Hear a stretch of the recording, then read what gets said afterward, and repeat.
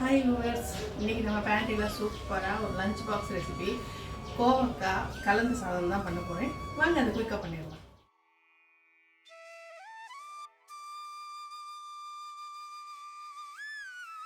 இதுக்கு பார்த்தீங்கன்னா நான் தீட்டாத பாஸ்மதி ரைஸ், ப்ரௌன் ரைஸு, அதை நான் தனியாக தான் வடித்து வச்சுருக்கேன். ஆனால் குக்கரில் வடித்தேன். எவ்வளோ உதிராக சூப்பராக வடிச்சிருக்கேன்.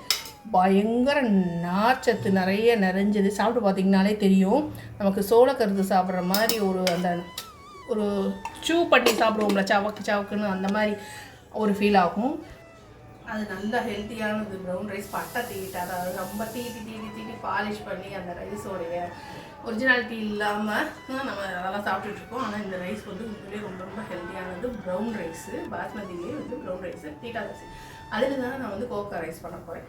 வாங்க அதை குயிக்காக பண்ணிடலாம். இதுக்கு ஒரு 1/4 கிலோ கோவக்காவை இந்த மாதிரி கொஞ்சம் ஒல்லியாக அப்படி நறுக்கிக்கோங்க. ஏன்னா கோவக்காய் வேகிறதுக்கு கொஞ்சம் லேட் ஆகும். அதனால் கொஞ்சம் ஒல்லியாக நறுக்கிக்கோங்க. ஒரு 2 மீடியம் சைஸ் தக்காளி, இவ்வளோ பெருசு 2 தக்காளி, ஒரு பெரிய வெங்காயம் பெருசாக கட் பண்ணி போடலாம். நான் எனக்கு கொஞ்சம் சின்னதாக இருக்கணும், அதனால் நான் சின்னதாக கட் பண்ணி போட்டிருக்கேன். ஒரு 4 மிளகாய், பச்சை மிளகாய், கருவேப்பிலை தாளிக்கிறதுக்கு, கொஞ்சம் புளிக்கரைசல். தாளிக்கிறதுக்கு பார்த்திங்கன்னா கடுகு, உளுந்தம்பருப்பு, கடலைப்பருப்பு, அப்புறம் கொஞ்சம் நிலக்கடலை. கடைசியாக இந்த கோவக்காய் வெந்ததுக்கப்புறம் இதில் கொஞ்சம் நாட்டு சக்கரை போட்டுக்கணும். பெருங்காயம், உப்பு தேவையான அளவு. இவ்வளோ இதுதான் இன்க்ரீடியன்ட்ஸு. ஆனால் நல்லா ஹெல்த்தியானது. டக்குன்னு பண்ணிடலாம். குழந்தைங்களுக்கு லஞ்ச் பாக்ஸில் கொடுத்துடலாம். நம்ம நல்லா வேக வச்சிட்டோம்னா தெரியாது, டேஸ்ட்டாக இருக்கும். நம்ம புளி விட்டு பண்ணுறதுனால வாங்க அதை செஞ்சிடலாம். இதுக்கு ஒரு 2 டேபிள் ஸ்பூன் அளவு எண்ணெய் விட்டுக்கும். ஏன்னா நம்ம இதில் சாதம் கிளற போகிறோம். அது எல்லாத்துக்கும் சேர்த்து தான் நான் எண்ணெய் விடுறேன். எண்ணெய் காஞ்சிருச்சு. இப்போ கடுகு, உளுத்தம்பருப்பு, கடலைப்பருப்பு, நிலக்கடலை இதெல்லாம் சேர்த்து நல்லா பொரிஞ்சு வரும்.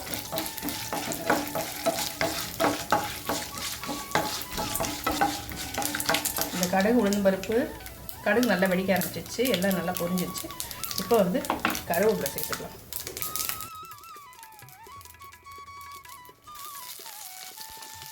நாலு பச்சை மிளகாய், உரப்புக்கு தகுந்த மாதிரி.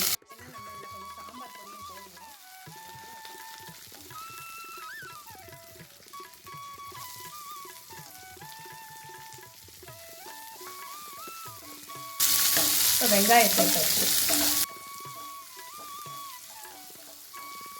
இதில் நம்ம 4 மிளகா சேர்த்துருக்கீங்க. அதனால் சாம்பார் பொடி கொஞ்சம் கம்மியாகவே சேர்த்துக்கலாம். இது ரொம்ப காரமாக இருக்கிற மிளகா இல்லை, நார்மலாக இருக்கிற மிளகா தான்.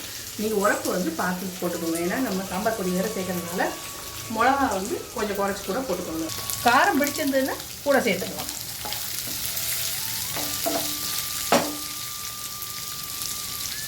இந்த கோவக்காய் 1/4 கிலோ எடுத்துருக்கீங்களே, இதுக்கு தகுந்த மாதிரி உப்பு நான் அந்த வெங்காயம் வதங்கணும், அதுக்காக நான் இப்போவே சேர்த்துறேன்.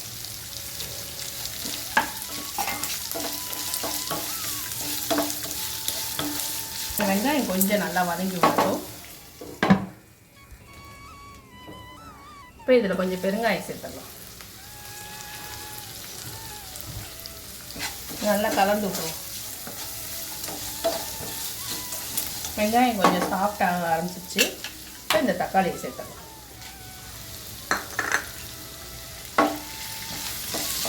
ஓகே, குட்டி குட்டியாக கூட தக்காளி நறுக்கணும்னா நறுக்கிக்கோங்க. எனக்கு கொஞ்சம் பெருசாக இருந்தால் பரவாயில்ல, அதனால் நான் கொஞ்சம் பெருசாக நறுக்கிக்கோங்க. இன்னும் ஒரு நிமிஷம் வதங்கட்டும். தக்காளி பெருசாக நான் நறுக்கி போட்டிருக்கேன். அது கொஞ்சம் ஈஸியாக வதங்கிடும். ஆனால் வெங்காயம் வதங்கிறது கொஞ்சம் லேட் ஆகும். அதனால தான் அதை கொஞ்சம் குட்டி குட்டியாக நறுக்கி போட்டிருக்கேன். உங்களுக்கு எப்படி சௌகரியமோ, க்ரன்ச்சியாக சாப்பிட பிடிக்கும் அப்படின்னா கொஞ்சம் பெருசாக கூட நறுக்கிக்கணும். இப்போ தக்காளி கொஞ்சம் சாஃப்டாக ஆரம்பிச்சிச்சு. இந்த ஸ்டேஜில் நம்ம நறுக்கி வச்ச கோவக்காய் சேர்க்கணும். 1/4 கிலோ கோவக்காய். இது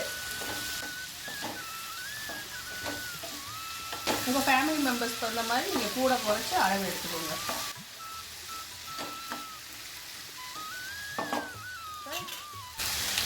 நீங்கள் ஒரு 1/4 டீஸ்பூன் அளவு மஞ்சள் பொடி சேர்த்துக்கோங்க. நீங்கள் கலந்த சாதத்தில் நம்ம பச்சை மிளகா சேர்த்துருக்கோம், அதனால் சாம்பார் பொடி பார்த்து சேர்த்துக்கோங்க. உரப்பு நல்லா பிடிக்கும்னா ஒரு 2 ஸ்பூன் சேர்த்துக்கோங்க, இல்லைன்னா கொஞ்சம் குறைச்சே சேர்த்துக்கோங்க. இது எல்லாத்தையும் நல்லா கலந்து விட்டுட்டு கொஞ்சம் வெந்ததுக்கப்புறம் புளி தண்ணி விட்டுக்கலாம். ஏன்னா கோவக்காய் வேகிறதுக்கு லேட் ஆகும். முதலே புளி தண்ணி விட்டுட்டோம்னா கோவக்காய் வேகாது. அதனால் கொஞ்சம் நல்லா வெந்து வரட்டும்.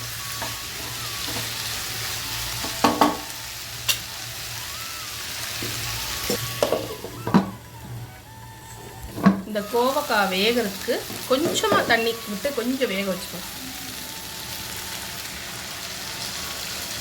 ஒரு 1/4 கப்பு அளவு நல்லா வேகட்டுங்க. இது வேக எப்படி 10 நிமிஷம் ஆகும். அதனால் இது வேகட்டும், அரைவாசி வேகட்டும். அதுக்கப்புறம் புளி கரைசலை விட்டுக்கலாம். முதலே விட்டோம்னா கோவக்காய் வேகாது, கொஞ்சம் லேட் ஆகிடும். ரொம்ப கடிக்க முடியாதபடிக்கு முழுசாக நின்றோம்.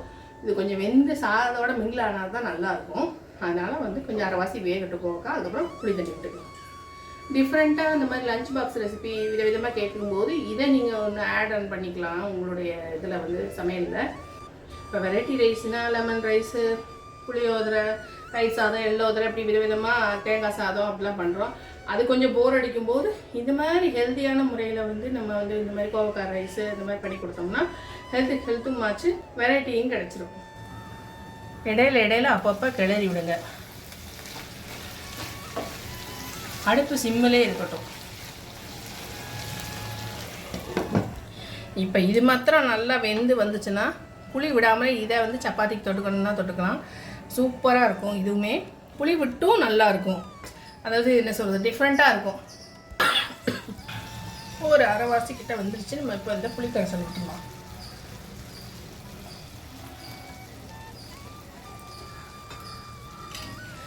நம்ம தக்காளி வேறு போட்டிருக்கோம். அதனால் புளி கரைசல் கொஞ்சமாக விட்டால் போதும். ஒரு 2 டேபிள் ஸ்பூன் 3 டேபிள் ஸ்பூன் அளவு விட்டால் போதும். இதிலே நல்லா இது வெந்து வந்துடும். இடையில வந்து கிளறி விட்டுக்கோங்க.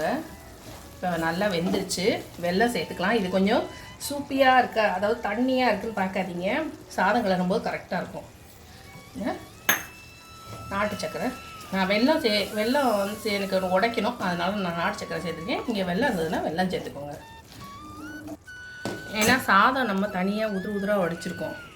இது அதுவும் ட்ரையாக இருந்தால் அதுவும் ட்ரையாக இருந்தால் ரொம்ப சாப்பிட முடியாது. மத்தியானம் ரொம்ப காஞ்சி போயிடும். அதனால் இது கொஞ்சம் அப்படி சூப்பியாக இருந்தால் தான் நம்ம சாதம் போட்டு கிளறும்போது கரெக்டாக இருக்கும்.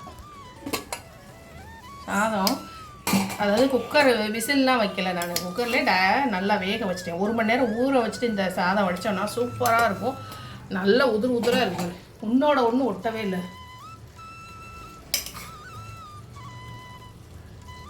ஹெல்த்தியான ரைஸு, ஹெல்த்தியான டிஷ்ஷு. இதை கிளறிட்டு நம்ம கலந்துக்கலாம். இப்போ இது நல்லா கலந்து விட்டுக்கலாம். இறக்க போகிறதுக்கு முன்னாடி கொஞ்சம் கொத்தமல்லி போட்டுக்கலாம். சாதம் கம்மியாக இருக்கிற மாதிரி தெரிஞ்சதுன்னா இன்னும் கொஞ்சம் சாதம் சேர்த்துக்கலாம். இதை நல்லா கலந்துட்டு உங்களுக்கு காட்டுறேன். இப்போ பார்த்தீங்கன்னா நல்லா கலந்தாச்சு. கொத்தமல்லி தூவி இதை சர்வ் பண்ணிடுவோம். இதில் வந்து பூண்டு சேர்த்தும் பண்ணலாம். நான் எனக்கு வந்து பெருங்காயம் சேர்க்குறேன், அதனால் நான் பூண்டு சேர்க்கல. மோஸ்ட்லி நான் வந்து பெருங்காயம் சேர்க்குற டிஷ்ஷில் வந்து மேக்ஸிமம் பூண்டு சேர்க்க மாட்டேன் நான். இப்போ வெங்காயம் வத்த குழம்புல பூண்டு போடுறோம், அதில் வத்த குழம்புன்றதுனால நான் அதில் பெருங்காயம் சேர்த்துப்பேன். மற்றபடி நான் மேக்ஸிமம் வந்து பூண்டு சேர்க்குற இடத்துல வந்து பெருங்காயம் சேர்க்க மாட்டேன். பெருங்காயம் சேர்க்குற இடத்துல பூண்டை சேர்க்க மாட்டேன்.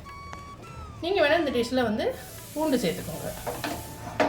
சர்விங் பவுலுக்கு மாற்றிடலாம்.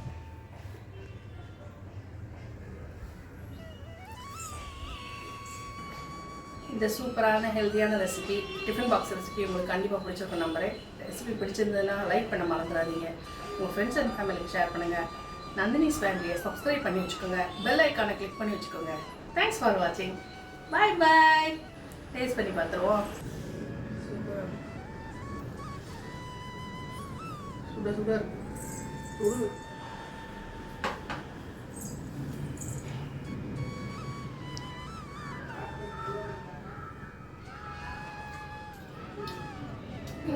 உங்கள் வீட்டில் அவங்க ஹஸ்பண்டுக்கோ குழந்தைக்கோ இந்த மாதிரி செஞ்சு கொடுங்க.